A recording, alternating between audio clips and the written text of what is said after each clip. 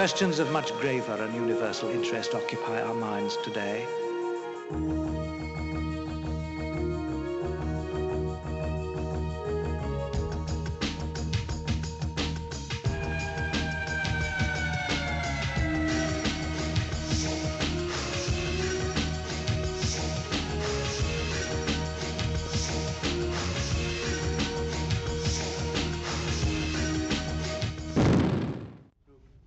Hello, this program is In the Zone. My name is Eric Schein, I'm the host, and my co-host is Ed Preston. He is the host on the program Voice of the People that is also aired on this network. And today we are privileged to have with us Ed Asner, actor and activist. Welcome, Ed. Very nice to be with you. Thank you for having me.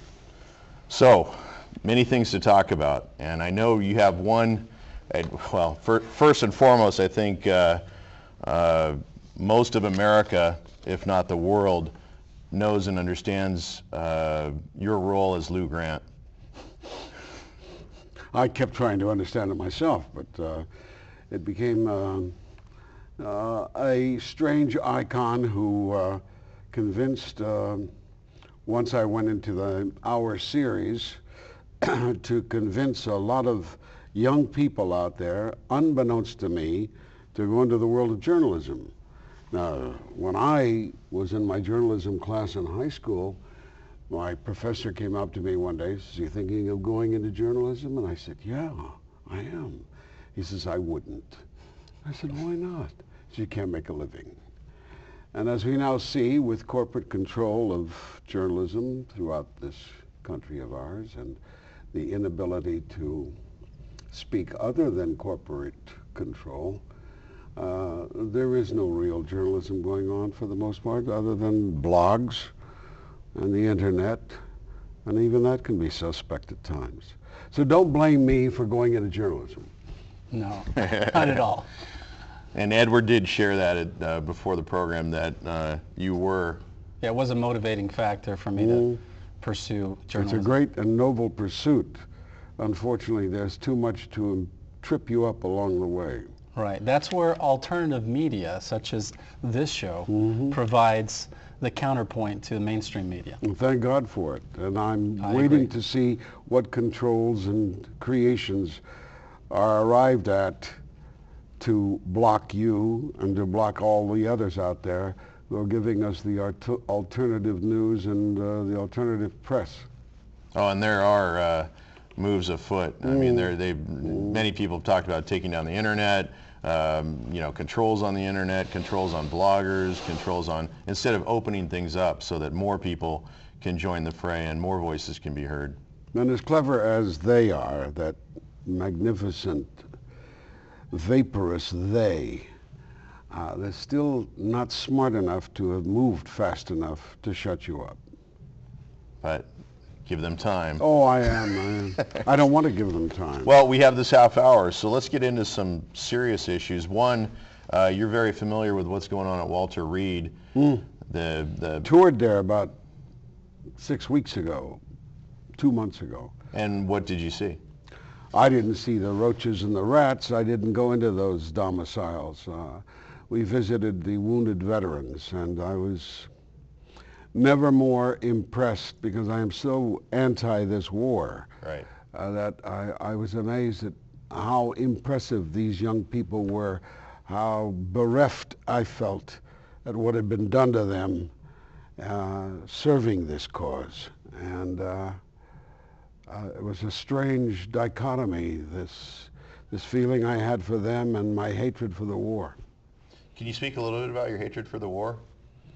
Well, it's a totally unjust war. It's built totally on lies, and money. And I am just totally awestruck, dumbstruck that no politicians, or so few, maybe Russ Feingold we can look at and hope for the best, but that this mass of politicians has allowed this creature, George Bush, to run roughshod over the Constitution and this country. And that's what I feel about this war. Oh, and that he has done. I mean, the Military Commissions Act, the Patriot Act, creation of Homeland Security to where it is now our quote-unquote Defense Department, and our Defense Department has now become the Department of War, much like in World War II. Yeah, yeah. And what a wonderful, what is it, the George Orwell, 84. 1984. Yeah, the changing the Department of War to the Department of Defense. And of course, the Department of Defense had a lot to do with an invasion of Iraq. And not just this time. No. Because we never even really left. I mean, we had the no-fly zones in the north. We were still in that country after the first President Bush. Oh, sure. Clinton and what's his name from England, Tony Blair. Were bombing the hell out of the no-fly zone, and there was speculation that maybe 500,000 Iraqis died during those 5 years of bombing. I don't know. Well, one thing that's very important too, and this goes to issues of like depleted uranium and some of the weapons that are now being used, is that if we first and foremost even stop the war and begin to treat our own, we're also required under the Geneva Conventions and international law and our own laws to treat the other side. And that is something that this administration and these corporatists will not have. Oh, that will certainly bankrupt us, just paying for those medical bills. And nobody's really talked about depleted uranium. It's kept secret. It's controlled, the information on that, just as the information on 9/11 has certainly been highly sat on and circumscribed. Can you speak a little bit about that? Well, I am once again aghast at the way this country has accepted the 9/11 Commission, the way it has discredited or attempted to discredit all of the naysayers as to what occurred in terms of the collapse of the buildings, that it certainly looked like implosions in terms of the Twin Towers, that it's impossible to imagine an airliner making an 18-foot hole in the Pentagon. And not leaving fuselage or seats or cushions or bodies or a nose of the plane or engines or anything else. No. We don't show the dead in Iraq, and we don't show the carnage and the wreckage. The steel was shipped out immediately to China from the Twin Towers. Or even hidden in wrecking yards here in the United States, because it's popping up in different places. And I'm not even sure what the final resting place of Flight 93 was. Are you? No. I think there's a choice of 3. It's a multiple choice test. So, but the American people don't like to question. Well, see, and the question is, it sounds like you don't necessarily have a strong opinion as to what happened, but you do have a lot of questions as to... I have many questions. No heads rolled from 9/11. Now, with the phenomenal porousness that the United States exhibited in its defense, well, no, I mean, they're victimizing this general who took over 3 months ago at Walter Reed. And putting the guy back in charge who was in charge of it for 3 years. Yeah. And then, but worse, with NORAD in the stand down, it's very clear when they had a war game, and this is in the 9/11 Commission report, Keenan Hamilton, it goes into the fact that there were war games going on the very same day that mirrored exactly what happened. Our planes were busy that day playing the games. Right. Yeah. I mean, the destruction of air traffic control tapes, they did that. All of the cameras, say at the 7-Elevens, etc., around the Pentagon were immediately sequestered. Why all this secrecy? And then like a month or 2 ago, the Pentagon put out a picture of the plane going in. You couldn't see what the hell it was. No. And then they put out another picture or video, very short one, from another vantage point. And if you look at it and compare and know a little bit about physics and even the size of the plane, the amount of fuel that was on board, it looked much more like a cruise missile or some other small Global Hawk or whatever hitting the side of the building, because it just was poof and went straight up. Well, I won't go so far as to accuse the administration of setting this up, but I will go so far as they're not moving anywhere. I mean, to compare with that Bakakta movie that was made for ABC, to compare Clinton's malfeasance. You don't even want to use the name. Clinton's malfeasance with Bush's malfeasance is a crime in itself. to put that on national TV and have Governor Kane afterwards, this great moderate Republican, say he thought it was a pretty good movie. Yeah.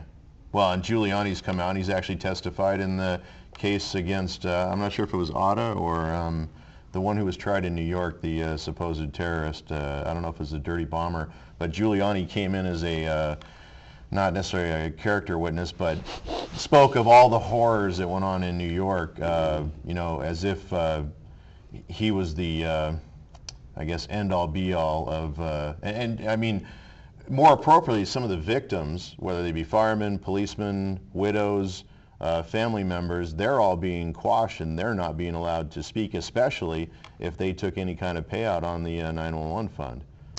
Well, we've had conspiracy theories going back to certainly the Kennedy assassination, the Martin Luther King assassination, the Robert Kennedy assassination, and there may be some credence to all of them, but the enormity of the government's dissipating and any true investigation, any true creation, timeline, etc., explanation for what happened. I've never seen a government so corrupt in its presentation of those facts. Or ability to even ask itself a honest question and get proper answers. Yeah. I real quick, I want to go, but so we make sure we get this in, but you wanted to speak about Sean Hughes' project. Sean Hughes is an Iraq war veteran who I've become friends with. He's a wonderful actor. He's written a wonderful play called Sandstorm, which he's been performing around the country with a group of fellow Iraqi. He has set up this play group inviting all and any Iraq and Afghani veterans to come act and write these plays. They've set up this wonderful group with Bobby Moresco, a champion producer of Crash and a number of other films affiliated with Paul Haggis. I think he's also producing The Black Donnellys, along with Mark Harris. Joe Mantegna is going to be reading the scripts. Wow. Leslie Ann Warren. They've got some wonderful people there, and they are putting out this need for donations and for contributions from returning veterans to come join and go through this phenomenal cleansing experience, if nothing else, but see what you can write about, see what you can testify to by your writings, see what you can perform by what you may do that others have done. Well, this is really to get out their own individual stories from their own individual voice of what they've experienced, so that hopefully, you know, God forbid that we shut this down, stop it before it gets worse, before we go into Iran. You know, I'm afraid of what's going on right now, because it appears to be history repeating itself, and not in a good way. Oh, but they're improving on the repeat very handily. The numbers are much bigger, the stakes are much bigger, and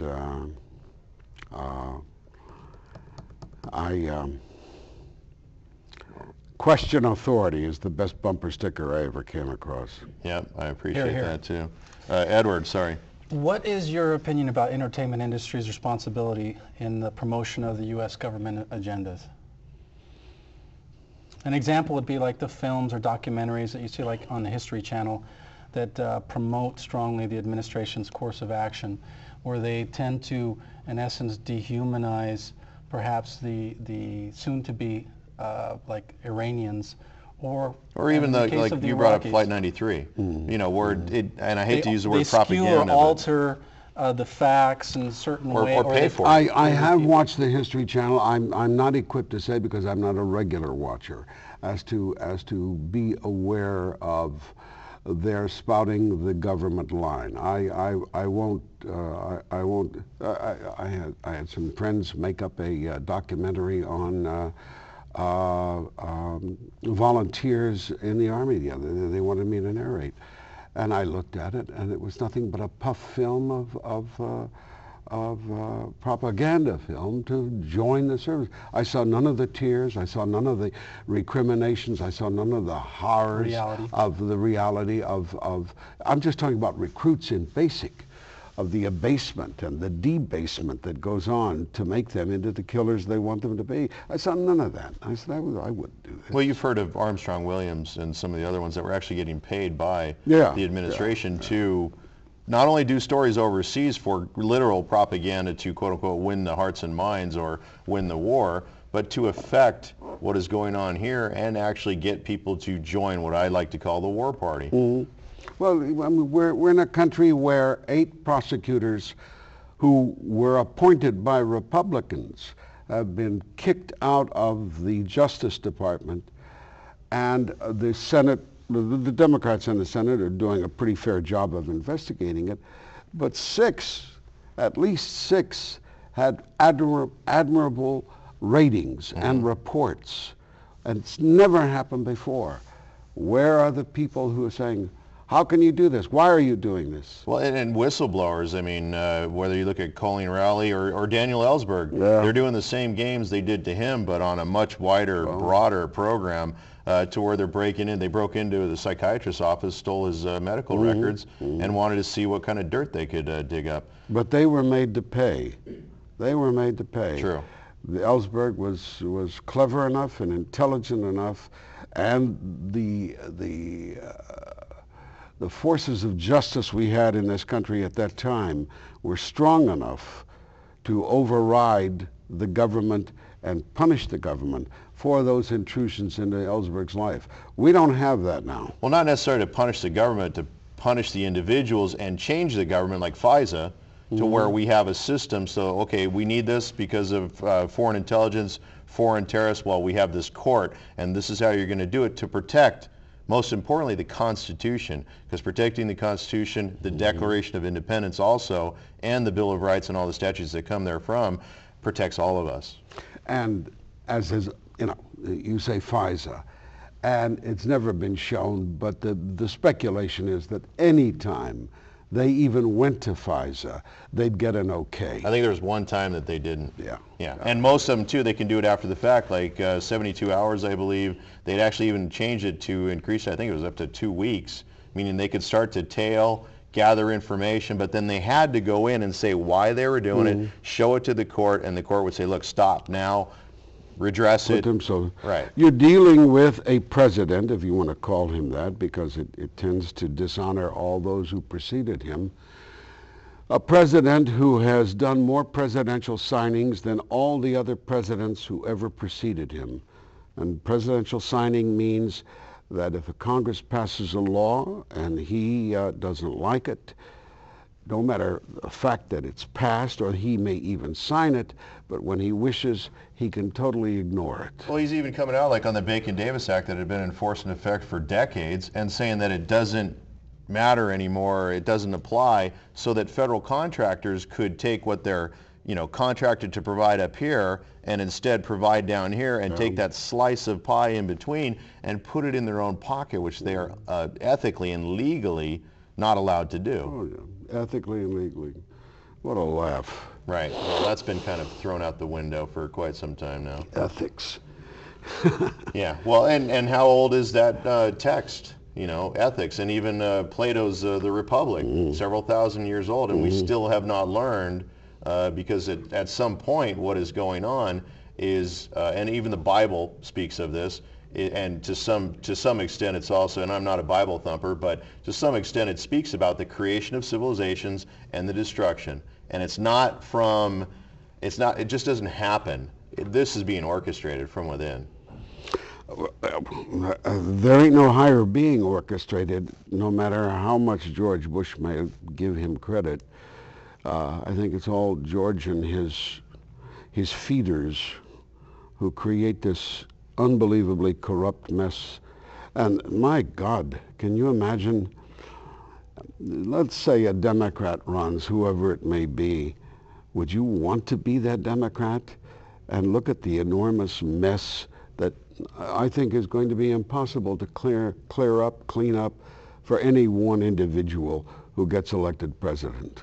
I don't see how it can be done. I think they've done that intentionally. They want to break the government. They want to take deregulation, not just past, ERISA and all the things that Reagan did, like even the attacks upon PATCO and more, but back to all the way through all the amendments, beyond the Constitution, beyond the Declaration of Independence, and even GWB has shown his fealty to the Queen of England and said, English is the tongue of the United States. Mm-hmm. And his father, I believe, has also been knighted. And so you start to think about some of those things, and it may be like cool and chic, but he's been knighted by the Queen. Mm-hmm. And you start to look at what's going on, and it is about the dissolution of our country from within, and individuals both in corporate and governmental positions of power and trust who are carrying this on intentionally. I know. And I don't know how it would come. I just hope that I'm not the Democrat that they elect. I wanted to ask you, what does it mean to you to be a patriotic American? Well, there's a beautiful thing called the Constitution, which has been trampled on and spat upon and crapped upon. I have spent most of my life considering myself a liberal, and yet saying no matter what kind of liberal I may be regarded as, I've always thought that no matter how many crimes we may do in this country, if you want to go back to Smedley Butler and read his indictment of this country, that we were still better than anybody else. We still had that inkling, that little edge that I thought made us a little more godly, a little more we at least try to take the higher road. Freedom lovers, a little less shit decorating our uniforms.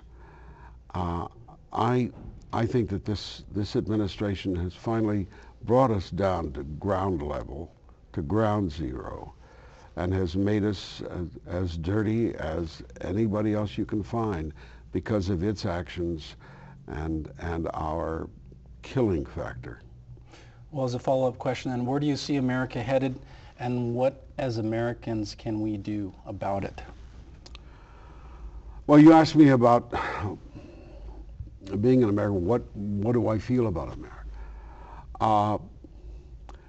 There was a beginning in the '06 election, people wanting to see change. Now, perhaps they wanted to see change because it was getting humdrum and boring for them. Or maybe they were part of that huge host of the poor that have been increased since this administration came into being. Maybe the ill treatment, what could happen to them that happened in New Orleans, they could envision happening to them. They saw no bright future. We're seeing now the collapse of the stock market in the past week, and God knows what next Monday will bring. So that no matter how fine the stock market is doing, the disenfranchised are increasing at too rapid a rate, and the very rich are getting very richer. I see a force that needs to be brought in, and the tools of America are there to bring in that force, to bring in a reining in of corporate control, to bring in a greater dissemination in terms of freedom of the press, to bring in greater protection of whistleblowers, to create an intensive pulling back of foreign engagements. We have 137 bases throughout the world. We control the world now by those bases. We can instantly strike if we ever had the men. We count on our machines to do that. And Iraq has taught us that very valuable lesson. I don't know what lesson George Bush has learned from Iraq, but it's taught us that you can't bomb the hell out of a country and expect to control it. You got to put men on the ground there. If you expect to see anybody alive, to control those people left alive, we need troops, and they better be well armed and well protected to have them there. So I see. But we really have no business being in Iraq. Of course not. No, I mean that's totally false, totally specious. Right, and now they're looking at Iran, and at some point it's like they want to... But my friend, there was a great, tremendous buildup for all of this. There are questions about even Korea. There certainly are enormous questions about Vietnam. Right. There certainly are questions about Grenada and the Russians landing big Panama planes and there. Honduras, Panama. Guatemala, Turning, that was a precursor. Turning in Noriega was a precursor for turning in Saddam Hussein. That was the initial. That was the first act. Saddam Hussein was the second act. How many countries have we attacked around the world? I mean, where does the list stop? Right. And Reagan, of course, talking about Nicaraguans invading the U.S. It was only a 2-day drive from Brownsville, Texas.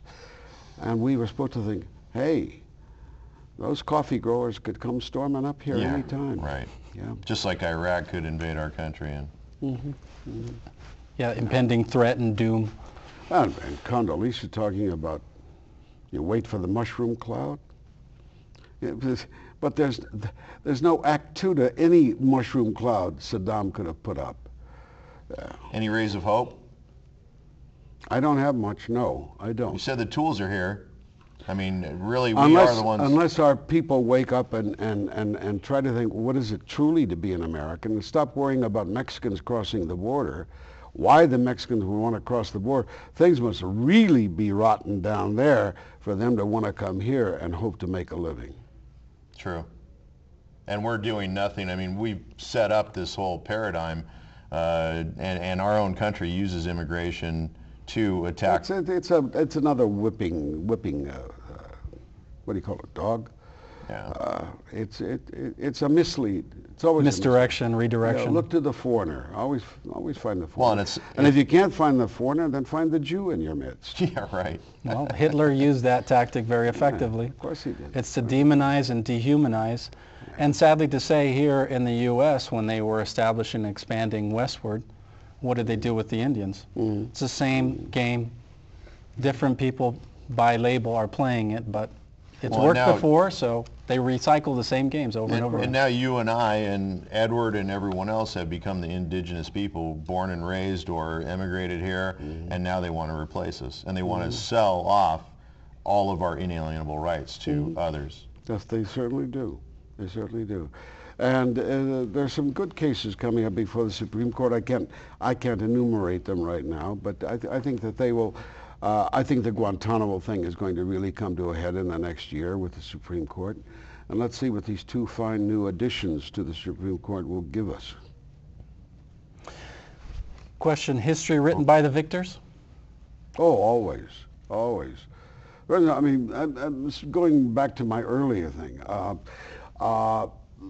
Thinking about America and its lack of bloodshed. America has a bloody history. Talks about the Indians, talks about the Civil War. What are you gesturing? We're getting to the end. Talking about Civil War.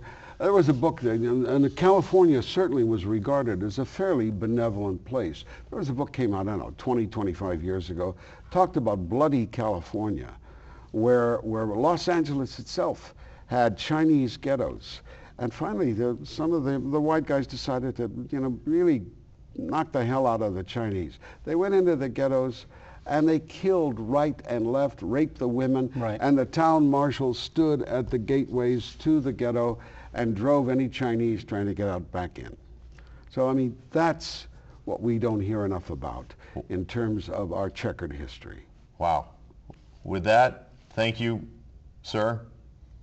Appreciate it. Think nothing of it. That's the program. You may never see me again. No, I hope we do, and I hope we hear a lot more from you, because people like you need to be heard on a regular basis, and I appreciate you standing up and speaking out. Thank you.